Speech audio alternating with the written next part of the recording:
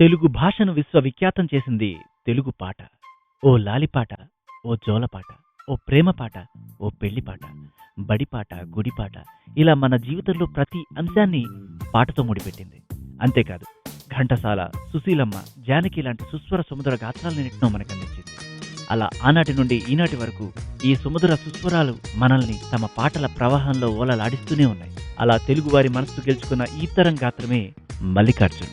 చిన్న వయసులోనే సాధన మొదలుపెట్టిన మల్లికార్జున్ టీవీ ఛానల్ నిర్వహించిన పాడుతా తీయగా కార్యక్రమం కోసం తన గాత్రానికి మరింత పదును పెట్టారు. ఆ కార్యక్రమంలో సెకండ్ రన్నరప్ గా నిలిచి సత్తా చాటాడు.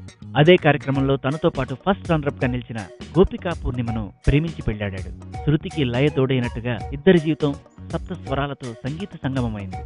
స్టార్ హీరోల నుంచి చిన్న హీరోల వరకు అందరి సినిమాల్లోనూ ఆయన పాటలు పాడారు. చిరంజీవి, బాలకృష్ణ, వెంకటేష్, నేటి తరం హీరోస్ పవన్ కళ్యాణ్, మహేష్ బాబు, రామ్ చరణ్, ప్రభాస్, ఇలా టాలీవుడ్ హీరోలందరికీ ఆయన పాటలు పాడడం జరిగింది. దాదాపు 700కు పైగా పాటల్లో నవరసాలు పండించారు. ముఖ్యంగా మనసుకు హత్తుకునే ప్రణయ గీతాలను ఆలపించడంలో ఆయన స్పెషలిస్ట్. ప్రణయ గీతాలకు ఎలా జీవం పోశారో భక్తి రసాన్ని కూడా అంతే బాగా పండించారు.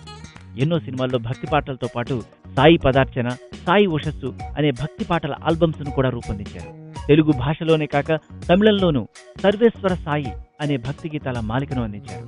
మల్లికార్జున్ కేవలం సినీ గాయకుడిగానే కాదు, సంగీత దర్శకునిగా కూడా గుర్తింపు తెచ్చుకున్నారు. అల్లరి నరేష్ హీరోగా రూపొందిన కత్తి కాంతారావు సినిమాకు సంగీతం అందించి సప్త స్వరాల మీద ఆయనకున్న పట్టును మరోసారి నిరూపించుకున్నారు.